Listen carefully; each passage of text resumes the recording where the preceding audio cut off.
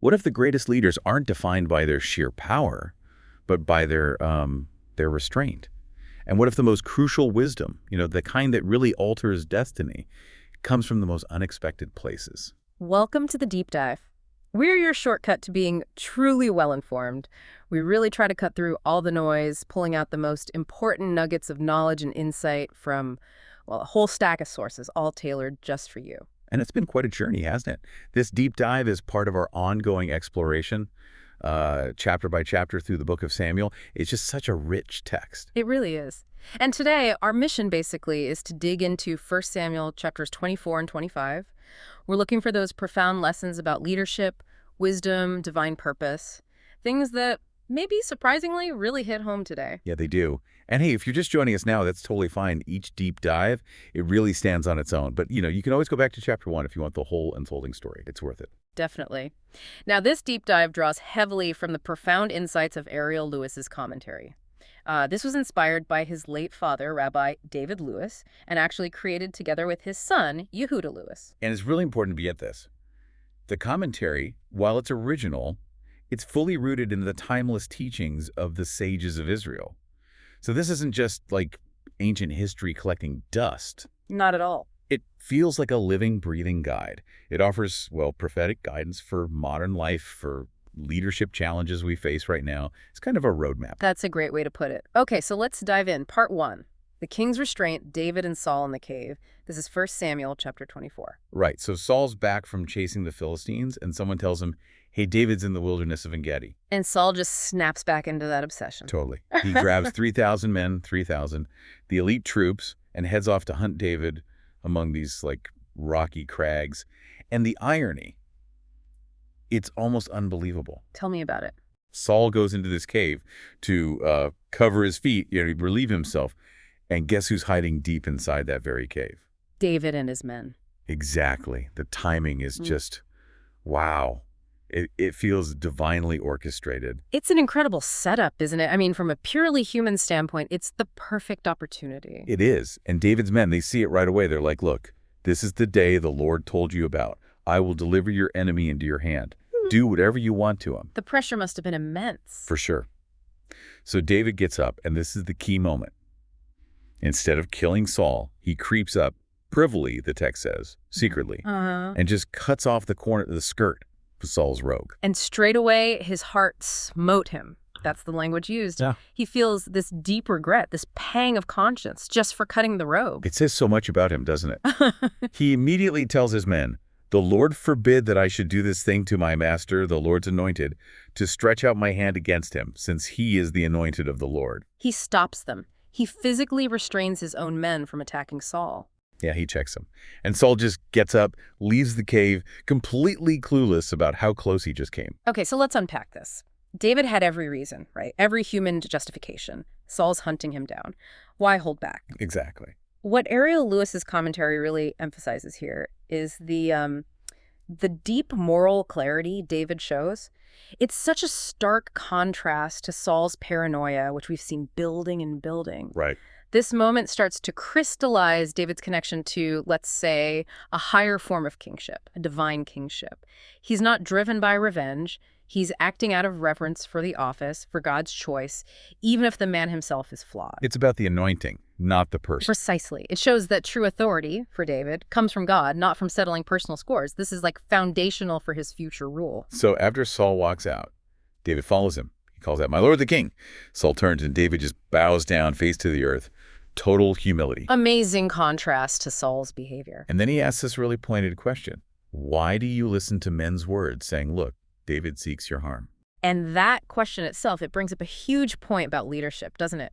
Ariel Louis points to figures like Doeg the Edomite, remember him? Oh, yeah, the troublemaker. Exactly. The voice of slander, of false loyalty. David's basically showing Saul and us how easily kingship gets derailed when you listen to that kind of destructive advice. You have to discern who's really got wisdom and who's just stirring the pot. It's so relevant even today. So David holds up the piece of rope, proof. He says, look, today the Lord delivered you into my hand in the cave. Some urged me to kill you, but I spared you. I won't lift my hand against my Lord. He is the Lord's anointed. He really lays it out there. He does. He asks God to judge between them, says his hand won't be against Saul. He even calls himself a dead dog, a single flea, trying to minimize himself, show he's no threat. And Saul's reaction, it's pretty dramatic. Completely overcome, he just starts weeping. He says, "Is this your voice, my son David?" And then admits, "You are more righteous than I. You've repaid me good for evil." Wow. A moment of clarity for Saul. A huge one. He even says he knows David will surely be king and makes David swear not to wipe out his descendants. David swears. Saul goes home. So, I mean, what does this incredible restraint really teach us about power? Well, think about it. You, listening right now, David had like every excuse, every human reason to lash out. Vengeance was right there. Absolutely. But he chose something different. Restraint. Respect for God's anointing, even on his enemy. What does that tell you about where real authority comes from? Maybe it's not just about having the power to destroy, but having the moral strength to spare, relying on divine justice, not your own anger. That choice right there sets David apart. That's a powerful distinction. Okay, so that brings us to chapter 25. A shift happens. Samuel, the great prophet, he dies. All Israel mourns him. A major loss. Huge. And David moves down to the wilderness of Paran. The commentary suggests he's going there specifically to plan establishing the prophetic visions of his great master Samuel. So he's still deeply tied to that prophetic mission. Right. And it's there we meet two new, very important characters. First, there's Nabal, a really rich guy in Carmel, but the description is brutal, churlish, and evil in his doings. Basically a nasty piece of work. Doesn't pull any punches, does it? No. And then there's his wife, Abigail. The contrast couldn't be sharper. She's described as a woman of good understanding and of a beautiful countenance, wise and beautiful. A total opposite. And Nabal's background, that's key to understand his arrogance, isn't it? Yes, absolutely. Ariel Louis's commentary points out something fascinating. Nabal, it says, was of the house of Caleb. Caleb. You know, Caleb, the famous leader from Judah. Right, one of the faithful spies. Exactly. So Nabal, being a descendant, apparently saw himself as the rightful king. He held both David and Saul in contempt. The commentary also adds this detail that Nabal hadn't actually consummated his marriage with Abigail. She hadn't known any man. It kind of sets up a spiritual dimension later. Wow. Okay, so Nabal thinks he's the true heir, not just some rich guy. That explains a lot. It does. So David hears Nabal is shearing his sheep, a big festive time. He sends 10 young men asking for supplies. A polite request, basically saying, hey, we protected your shepherds. Can you share some provisions? A reasonable ask, seems like. You'd think. But Nabal's response, pure scorn. He basically says, who's David? Who's the son of Jesse? Just another runaway servant. Lots of those these days. Ouch. Just complete dismissal. Arrogance off the charts. Totally. And Ariel Louis really unpacks the subtext. Nabal's thinking isn't just no, it's more like, Saul, look where he is now, a failure. You're heading the same way, David. I run things here. I am the master, the king. My ancestry, my wealth gives me power. I own you. Good grief. That level of entitlement is just staggering. It really is. And David's reaction, predictable, maybe, but dangerous. He completely loses it. He snaps. Big time. He tells his men, get your swords. He swears an oath to wipe out Nabal and every male in his household by morning. 400 men march out with him. So, after showing such incredible restraint with Saul, he's about to make this huge, bloody mistake. A mistake driven by pride and anger. Exactly the kind of thing that could undermine his claim to divine kingship. A terrible, impulsive decision could have ruined everything. Thankfully, there's an intervention. Yes, Abigail. A servant sees what happened.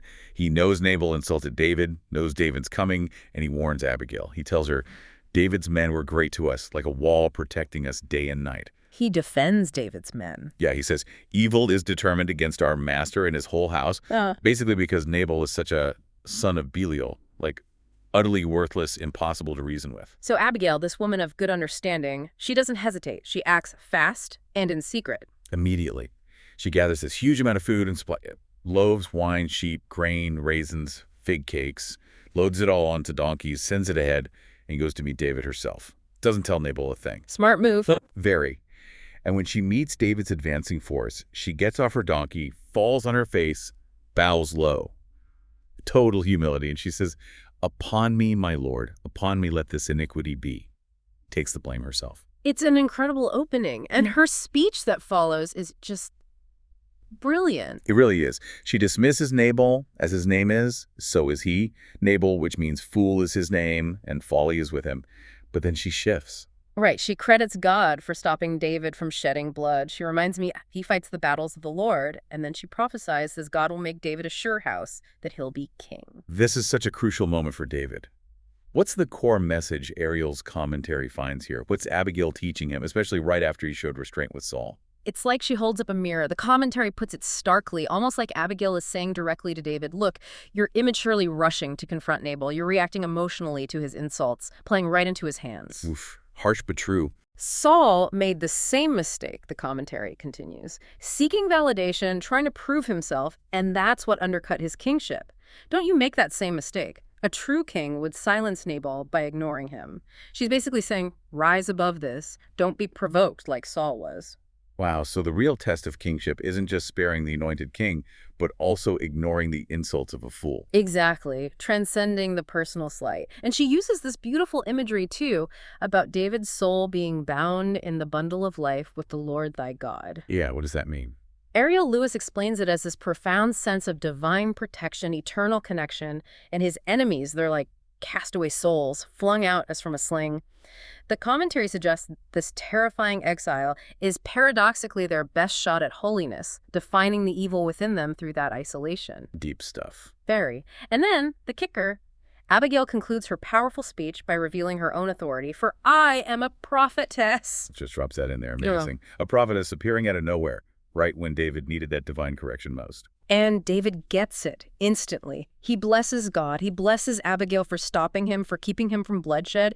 He acknowledges, my kingdom would have been destroyed, the legacy of my teacher Samuel forgotten forever. He sees the magnitude of the mistake he almost made. Completely.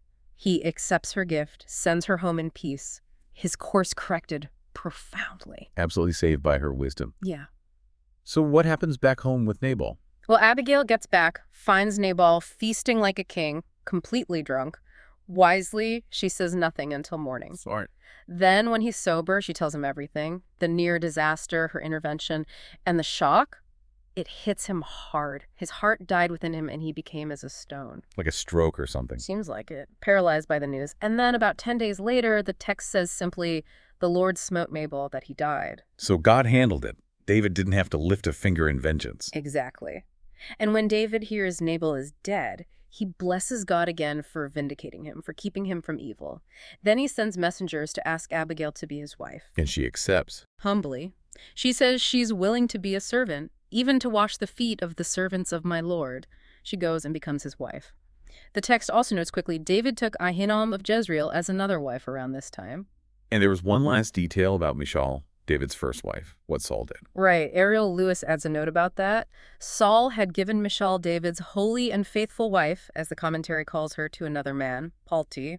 Why? Apparently, Saul placed her under the sanctuary of the saintly Palti, specifically to prevent her from relaying information to David, as Jonathan was doing. Another attempt by Saul to isolate David, even as his own end was approaching. Always plotting. Okay, so wrapping this up. What's the big takeaway for us from these two intense chapters, seen through this commentary? Well, you see how Abigail's wisdom, her prophetic intervention, literally saved David from himself, from repeating Saul's kind of impulsive, validation-seeking mistakes. Yeah, it cemented his path. Right. It showed that true divine kingship wasn't about lashing out or proving strength through violence, but about restraint, listening to wise counsel, even unexpected counsel, and putting God's will above personal pride or anger. So for leadership today, Yeah. it's not just about having power. Not at all. It's about discernment, knowing who to listen to. It's about managing those emotional reactions. Yeah. It's about understanding where your real authority comes from, which, according to this story, is something beyond just human power structures. And it shows that real wisdom, real prophetic insight, can show up anywhere, in anyone. Like Abigail, stepping forward with courage and humility at just the right moment. Absolutely. So maybe a final thought for you listening. What is it about Abigail's specific blend of, deep humility and powerful prophetic authority that stands out to you? How can we maybe cultivate some of that discerning wisdom in our own lives, especially when we're facing, foolishness or even outright rage from others? Something to definitely think about. We really hope you found this deep dive valuable. Yeah, and if you did, Please consider subscribing, maybe leave a like or a comment, and share it with others who might appreciate these kinds of insights. It really helps us spread the word. And as we close, we just want to offer a brief prayer, reflecting on that need for wisdom and peace, especially in difficult times. We offer a prayer for the success of the IDF in the war against evil. Thank you so much for joining us on the Deep Dive. Until our next deep dive, stay curious, stay informed, and may wisdom guide your path.